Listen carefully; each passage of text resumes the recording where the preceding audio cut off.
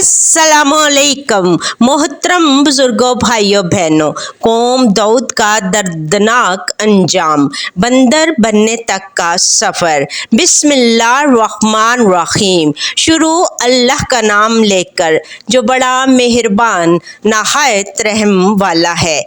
एक पुरअसरार शहर की कहानी। ज़माने गुजरे हुए हैं, इतनी पुरानी बात है कि तारीख के औराक भी जर्द पड़ चुके हैं, लेकिन ये कहानी आज भी उस कौम के नाम से जिंदा है जिसने अल्लाह की एक सादा सी हुक्म अदूली को अपना शेवा बना लिया। ये कहानी है एला के बासियों की, वो कौम जो एक वक्त में दुनिया की सबसे तरक्की याफ्ता, ताकतवर और ज़हीन कौम थी, लेकिन जिसका अंजाम ऐसा हुआ कि सुनने वाले के रोंगटे खड़े हो जाएं। मेरे मोहतरम बुजुर्गों, भाइयों बहनों, आइए चलते हैं उस शहर की तरफ जो बहिरा अमर के किनारे आबाद था।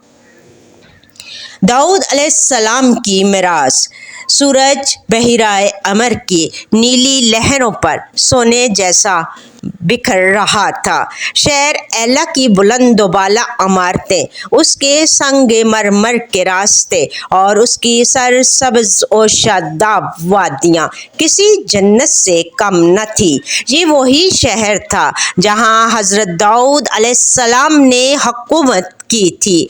दाऊद अलैहिस्सलाम सिर्फ बादशाह नहीं थे, वो एक नबी भी थे। अल्लाह ने उन्हें मोजज़ाती ताकत दी थी। पहाड़ और परिंदे उनके साथ अल्लाह की तस्बीह करते थे। उन्हें लोहा पिघलाने और ज़री बनाने का फ़न सिखाया गया था। ये वो ज़माना था जब बनी इसराइल दुनिया के सबसे ताकतवर लोग थे, लेकिन दाऊद अलैहिस्सलाम के बाद उनके बेटे हज़रत सुलेमान अलैहिस्सलाम आए, जिन्हें अल्लाह ने वो सल्तनत दी जो आज तक किसी को नहीं दी गई। जन्नात, परिंदे, हवा सब उनके ताबे थे। लेकिन जब सुलेमान अलैहिस्सलाम भी इस दुनिया से रुखसत हो गए तो बनी इसराइल का सुनहरी दौर ख़त्म हो गया। उनकी औलाद बुत परस्ती और नाफरमानी में मुब्तला होने लगी।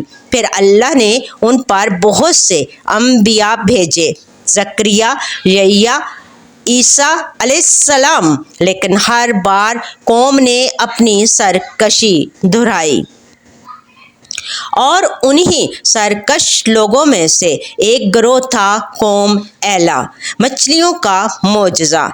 शहर एला समुंदर के किनारे बसा था। यहाँ की माशियत का दारोमदार मछली पकड़ने पर था। हर रोज़ सुबह सवेरे कश्तियाँ समुंदर में उतरती और शाम तक मछलियों से भरी होती थीं। लेकिन अल्लाह ने बनी इसराइल को एक ख़ास हुक्म दिया था। हफ्ते का 7वां दिन, जिसे सबत कहा जाता था, सिर्फ इबादत के लिए मखसूस था। उस दिन कोई काम नहीं करना था, न खेती बाड़ी, न शिकार और न मछली पकड़ना। और फिर एक दिन ऐसा हुआ कि अल्लाह ने उस कौम को आजमाइश में डालने का फैसला किया। मोजज़ा शुरू हुआ। हफ्ते के 6 दिनों में, यानी सैटरडे से जुमरात तक, मछलियाँ समुंदर में दूर दूर रहती थीं। कोई मछली किनारे के करीब न आती। लेकिन जैसे ही सबत का दिन आता, समंदर का मंजर बदल जाता। मछलियाँ बड़े गोल में किनारे की तरफ आती, पानी के ऊपर तैरती, गोया वो कह रही हों, आज हम तुम्हारे हाथ में हैं। और जैसे ही सबत ख़त्म होता और रात होती, मछलियाँ गायब हो जाती। ये एक खुला मोजज़ा था। अल्लाह फरमाने लगा, देखो मैं तुम्हें आजमाऊंगा कि तुम मेरे हुक्म पर अमल करोगे या अपने पेट की ख्वाहिश पर। साजिश का आगाज़। सबत کے دن مچھلیوں کو دیکھ کر لوگوں کے دل لالچ سے بھر گئے۔ انہوں نے کہنا شروع کیا، اتنی مچھلیاں اور ہم انہیں نہ پکڑیں، یہ تو اللہ کا رزق ہے جو ہمارے سامنے آیا ہے۔ ایک دن شہر کے چند امیر لوگوں نے خفیہ ملاقات کی۔ ان میں ایک شخص تھا جس کا نام ملعون تھا۔ وہ دراصل شیطان تھا جس نے انسان کا روپ دھار رکھا تھا۔ ملعون شیطان، تم کیوں پریشان ہو؟ اللہ نے تو صرف سبت کے دن مچھلی پکڑنے سے منع کیا ہے، لیکن کیا تم نے سوچا کہ اگر تم مچھلیوں کے لیے جال بچھا دو جمعرات کو اور وہ مچھلیاں سبت کے دن خود ہی جال میں پھنس جائیں تو یہ تمہارا قصور نہیں؟ ایک شخص بولا، یہ تو حکمت عملی ہے، نافرمانی نہیں۔ دوسرا بولا، ہم خود تو سبت کے دن پکڑیں گے نہیں، بس مچھلیاں خود آ کر پھنس جائیں گی۔ اور یوں انہوں نے اللہ کی نافرمانی کو ہوشیاری کا نام دے دیا۔ قوم ایلا کے ماہی گیروں نے ایک نیا طریقہ ایجاد کیا۔ انہوں نے جمعرات اور جمعہ کو سمندر میں لمبے لمبے جال بچھا دیے۔ ان جالوں کو اس طرح باندھا جاتا کہ جب سبت کا دن آئے تو مچھلیاں ان میں آ کر پھنس جائیں۔ پھر سبت کے دن جب مچھلیاں کنارے کی طرف آتی تو وہ ان جالوں میں پھنس جاتی اور سب سبت ختم ہوتا۔ یہ لوگ آ کر مچھلیاں نکالتے۔ انہوں نے اپنے آپ کو یقین دلا دیا کہ ہم نے سبت کے دن مچھلی کو ہاتھ نہیں لگایا، ہم نے تو صرف پہلے جال ڈالے تھے۔ یہ بہانہ تھا، ایک ایسا بہانہ جو انہیں لگ رہا تھا کہ بہت ہوشیار ہے، لیکن اللہ کے ہاں یہ صریح نافرمانی تھی۔ قوم ایلا میں 3 گروہ بن گئے۔ پہلا گروہ وہ لوگ جو خود تو نافرمان نہ تھے لیکن خاموش رہتے تھے۔ جب وہ دیکھتے کہ لوگ بہانے سے مچھلیاں پکڑ رہے ہیں تو وہ کچھ نہ کہتے۔ ان کا کہنا تھا، ہم نے تو نہیں پکڑی، دوسروں کا ہمیں کیا کام۔ دوسرا گروہ وہ لوگ جو خود نافرمان تھے، یہی وہ تھے جو مچھلیاں پکڑتے، جال بچھاتے اور اللہ کے حکم کا مذاق اڑاتے۔ جب کوئی انہیں روکتا تو کہتے، ہمیں چھوڑو، ہم تو صرف اپنی روزی کما رہے ہیں۔ تیسرا گروہ وہ لوگ جو نہ صرف خود اللہ کے حکم پر قائم تھے بلکہ دوسروں کو بھی روکتے تھے۔ یہ بہت تھوڑے لوگ تھے۔ ان کا نام تھا امرون بالمعروف، نیکی کا حکم دینے والے۔ ایک دن ان نیک لوگوں نے نافرمانوں سے کہا، نیک آدمی، اللہ سے ڈرو، مچھلیاں تمہارے لیے آزمائش ہیں، کیا تم اس بات سے خوش ہو کہ اللہ تم پر غصہ ہو؟ نافرمان تنزن، تم ہمیں نصیحت کرنے والے فرشتے بن گئے ہو۔ اللہ تو بڑا مہربان ہے، وہ ہمیں معاف کر دے گا، اور تمہیں کیا پڑی ہے، بس اپنی عبادت کرو۔ جب نیک لوگوں نے دیکھا کہ یہ نافرمان باز نہیں آتے تو انہوں نے ان سے کہا، ہم تمہیں خبردار کر چکے، اب تمہارا معاملہ اللہ کے سپرد ہے۔ یاد رکھنا، جب اللہ کا عذاب آئے گا تو ہم تمہارے ساتھ نہیں ہوں گے۔ ساحل سمندر، سبت کا آخری دن۔ ہفتے گزرتے گئے، نافرمان لوگ اپنی حرکتوں میں اور بڑھ گئے۔ انہوں نے نہ صرف مچھلیاں پکڑنی شروع کر دیں بلکہ ان کا کاروبار بھی کھل گیا۔ سبت کے دن وہ مچھلیاں بیچتے، ان کا گوشت کھاتے اور دوسروں کو بھی ترغیب دیتے۔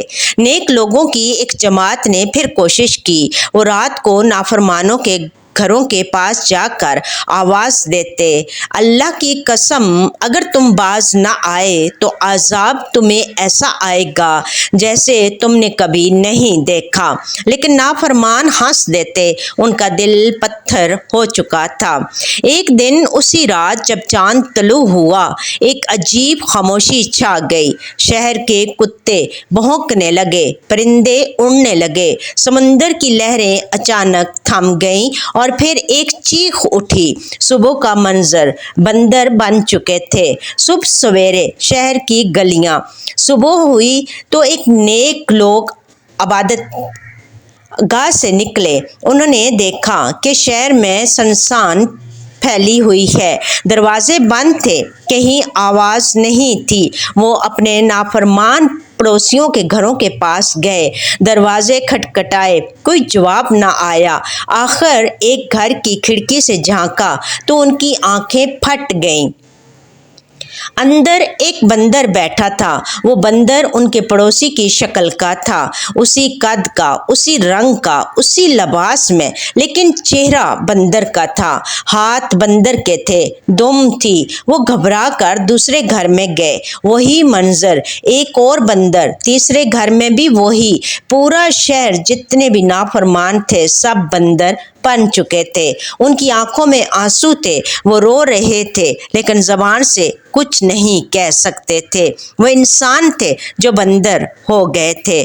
نیک لوگوں نے اللہ کے حضور سجدہ کیا اور کہا، اے ہمارے رب، ہم نے تجھے خبردار کرتے سنا تھا اور تو سچا ہے۔ بندروں کی بولی، شہر کی چھتیں اور درخت، اب وہ لوگ جو کل تک انسان تھے آج بندر تھے، لیکن سب سے عجیب بات یہ تھی کہ ان کی عقل اب بھی انسانوں جیسی تھی۔ وہ سب کچھ سمجھ رہے تھے کہ وہ کہاں غلطی کر گئے تھے، کہ ان کا انجام کیا ہوا، کہ اب ان کی کبھی معافی نہیں ہوگی، لیکن وہ بول نہیں سکتے تھے۔ ان کی زبان بندر جیسی ہو چکی تھی، وہ صرف آوازیں نکال سکتے تھے، چھٹکار کی، درد کی، پچھتاوے کی۔ کچھ بندر اپنے گھروں کے دروازوں پر بیٹھ کر رو رہے تھے، کچھ چھتوں پر چڑھ کر اپنے بچوں کو آواز دے رہے تھے جو انسان تھے لیکن ان سے دور بھاگ رہے تھے، کیونکہ اللہ نے ان بندروں کو ایک خاص نشانی دی تھی۔ وہ 3 دن کے اندر اندر مر جائیں گے اور ان کی کوئی نسل نہیں ہوگی۔ ایک روایت میں آیا ہے کہ ایک بندر اپنے بھائی کے پاس گیا اور اسے اپنا ہاتھ دکھایا جس پر مچھلی کی بو تھی۔ وہ کہہ رہا تھا، یہ وہ ہاتھ ہے جس نے حرام کو چھوا، آج یہی ہاتھ مجھے جانور بنا گیا، لیکن اب کوئی فائدہ نہیں تھا۔ 3 دن کا انتظار، شہر کے کھنڈرات۔ نیک لوگ شہر سے باہر چلے گئے، انہوں نے وہاں پڑاؤ ڈالا اور 3 دن تک اللہ کی عبادت کی۔ ہر روز وہ شہر کی طرف دیکھتے، وہ بندر پانی مانگ رہے تھے، کھانا مانگ رہے تھے، لیکن کوئی ان کے قریب نہ جاتا۔ دوسرے دن بندروں نے اپنے مردوں کو دفن کرنے کی کوشش کی، لیکن ان کے ہاتھ کھود نہیں سکتے تھے۔ وہ روئے لیکن ان کے آنسو بھی جانوروں جیسے تھے۔ تیسرے دن جب سورج ڈوبا تو شہر میں ایک بار پھر خاموشی چھا گئی۔ تمام بندر مر چکے تھے، اللہ نے ان کی کوئی نسل نہیں چھوڑی۔ اور پھر اللہ نے زمین کو حکم دیا کہ ان لاشوں کو نگل لے اور ہوا کو حکم دیا کہ ان کی بو اڑا لے جائے۔ شہر ایلا اجڑ گیا۔ قرآن میں ذکر، یہ واقعہ قرآن مجید میں 2 جگہ واضح طور پر آیا ہے۔ اللہ تعالیٰ فرماتا ہے، اور بے شک تم نے ان لوگوں کو جان لیا جو تم میں سے سبت کے بارے میں زیادتی کر گئے تھے، ہم نے ان سے کہہ دیا کہ تم ذلیل بندر بن جاؤ۔ سورہ البقرہ آیت 65۔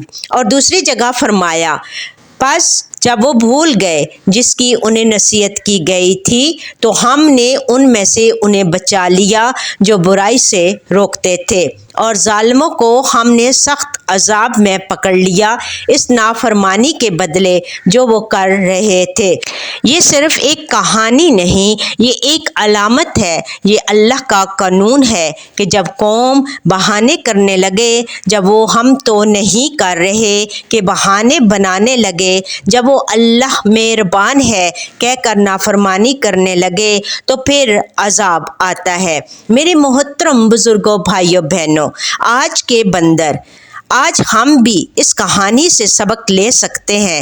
آج کے بندر وہ نہیں ہیں جو درختوں پر رہتے ہیں، آج کے بندر وہ ہیں جو حرام کو حلال بنانے کے لیے بہانے تلاش کرتے ہیں، سود کو ٹریڈ کا نام دیتے ہیں، شراب کو مشروبات کہتے ہیں، زنا کو تعلقات کا نام دیتے ہیں، اور پھر کہتے ہیں ہم نے تو نہیں کیا، ہم نے تو صرف بس اور پھر جب کوئی نیک آدمی روکتا ہے تو کہتے ہیں تم بہت سخت ہو، اللہ رحمان و رحیم ہے۔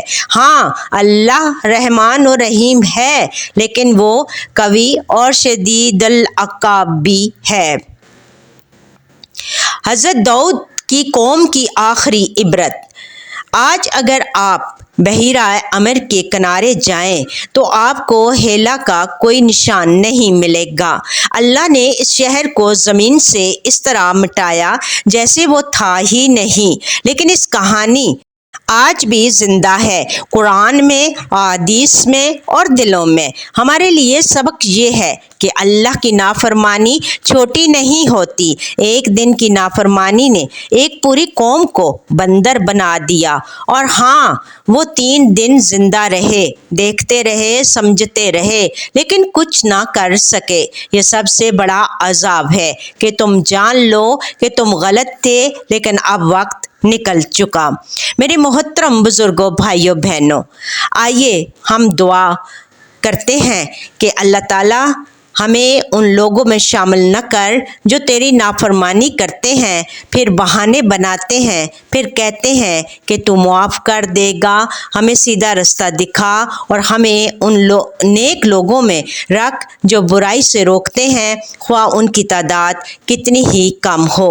آمین۔ اور ہماری کہانی یہی ختم ہوتی ہے میرے محترم بزرگوں، بھائیوں، بہنوں، لیکن جو سنے وہ اس سے سبق لے، کیونکہ قیامت تک آنے والی ہر قوم کے لیے یہ کہانی ایک تنبیہ ہے۔ بے شک اس میں عبرت ہے ہر اس شخص کے لیے جو ڈرے۔ میرے محترم بزرگوں، بھائیوں، بہنوں، اور وہ جو لوگ جب بھول گئے جس کی انہیں نصیحت کی گئی تھی تو ہم نے انہیں بچا لیا جو برائی سے روکتے تھے، اور ظالموں کو ہم نے سخت عذاب میں پکڑ لیا اس نافرمانی کے بدلے جو وہ کر رہے تھے۔ اللہ ہمیں سیدھے رستے پر چلنے کی توفیق دے، آمین یا رب العالمین۔ میرے محترم بزرگوں، بھائیوں، بہنوں، ہمیں بھی تمام جتنے بھی ہمارے اسلامی واقعات ہیں ہمیں ان کو سننا چاہیے، ان پر غور کرنا چاہیے اور ان پر عمل کرنا چاہیے کہ خدا نخواستہ ہم جو بھی غلطیاں کر رہے ہیں، جو بھی ہم اس دنیا میں گناہ کر رہے ہیں، اللہ تعالیٰ ہمیں کہیں پکڑ میں نہ لے لے۔ اللہ تعالیٰ ہم تمام مسلمانوں کو اپنے دین کو سننے، سمجھنے اور سیکھنے اور اس پر عمل کرنے کی توفیق عطا فرمائے، آمین یا رب العالمین۔ اللہ تعالیٰ حضرت آدم علیہ السلام سے لے کر آج دن تک جتنے بھی مومن مسلمان، ہمارے اہل و عیال، ہمارے دوست احباب، ہمارے اساتذہ جو اس دنیا سے وفات پا چکے ہیں، اللہ پاک ان سب کی مغفرت کرے، اللہ پاک ان سب کے صغیر اور کبیرہ گناہوں کو معاف فرما دے، اللہ تعالیٰ ان سب کی قبروں کو نور سے بھر دے۔ اللہ تعالیٰ جتنے بھی ہمارے اہل و عیال، مومن مسلمان، مرد، عورتیں، بزرگ، بچے، ہمارے دوست احباب، ہمارے اساتذہ جو بیمار ہیں، اللہ تعالیٰ ان کو شفائے کاملہ عطا فرمائے۔ اللہ تعالیٰ ہم تمام مسلمانوں کو 5 گانا وقت نماز، قرآن پاک، درود شریف اور کثرت سے استغفار کرنے کی توفیق عطا فرمائے۔ اللہ تعالیٰ ہم تمام مسلمانوں کو حج اور عمرہ کرنے کی سعادت نصیب عطا فرمائے۔ اللہ تعالیٰ ہم تمام مسلمانوں کے اوپر آئی ہوئی بالخصوص ایران، عراق، فلسطین، جہاں جہاں پہ بھی مسلمانوں کے ساتھ زیادتیاں ہو رہی ہیں، اللہ تعالیٰ ہم تمام مسلمانوں پر خاص فضل اور کرم فرمائے۔ اللہ تعالیٰ ہم تمام مسلمانوں کو حج اور عمرہ کرنے کی سعادت نصیب عطا فرمائے۔ اللہ تعالیٰ ہم تمام مسلمانوں کو ایک دوسرے کے لیے احسان، نیکیاں اور بھلائیاں کرنے والا بنا دے۔ اللہ تعالیٰ ہم تمام مسلمانوں کو سیدھے رستے پر چلنے کی توفیق عطا فرمائے۔ اللہ تعالیٰ ہم تمام جتنے بھی مسلمان گناہ گار ہیں، اللہ پاک ہم سب سے راضی ہو جائے، ہمارے گناہوں کو معاف فرما دے۔ اللہ تعالیٰ جتنے ہمارے بھائی، بزرگ، بچے پردیسوں میں ہیں، جن کے پاس جابز نہیں ہے، جو پریشانیوں میں ہیں، اللہ تعالیٰ ان سب کے لیے غیبی اسباب پیدا کرے، اور ہماری جو بہنیں بیٹیاں گھروں میں کنواری ہیں، اللہ پاک ان سب کے لیے اچھے نیک رشتوں کے اسباب پیدا کرے۔ اللہ تعالیٰ ہمارے جو والدین حیات ہیں، اللہ تعالیٰ ان کو اچھی صحت کے ساتھ برکت والی لمبی عمر عطا کرے، اور جو والدین اس دنیا سے وفات پا چکے ہیں، اللہ تعالیٰ ہم سب اولادوں کو کو توفیق دے کہ ہم ان کے لیے فی سبیل اللہ کام کروائیں اور ان کے لیے ایصال ثواب کے لیے ہاتھ اٹھائیں۔ اللہ تعالیٰ آپ سب کو ہمیشہ اپنوں کے ساتھ ہنستا مسکراتا رکھے۔ آپ میری ویڈیو کو لائک شیئر اور کمنٹ کرتے ہیں، آپ مجھے سپورٹ کر رہے ہیں تاکہ میں اچھی پیاری سی خوبصورت سی مسجد بناؤں جہاں ہر وقت اللہ کا نام ہو، اللہ کا ذکر ہو، اللہ تعالیٰ کی اذان بلند ہو، اور جہاں پہ ہر آنے جانے والا بیٹھ کر عبادت کرے اور اس گھر میں سکون محسوس کرے۔ اللہ تعالیٰ آپ سب کو اجر عظیم عطا کرے، اللہ تعالیٰ آپ کی تمام نیک حاجات کو پورا کرے، آمین یا رب العالمین۔ مور انفارمیٹیو ویڈیو کے لیے میرے چینل واقعات قرآن کو سبسکرائب، میں ویڈیو کو لائک شیئر اور کمنٹ کرنا مت بھولیے۔ تھینک یو، جزاک اللہ خیر کثیرہ۔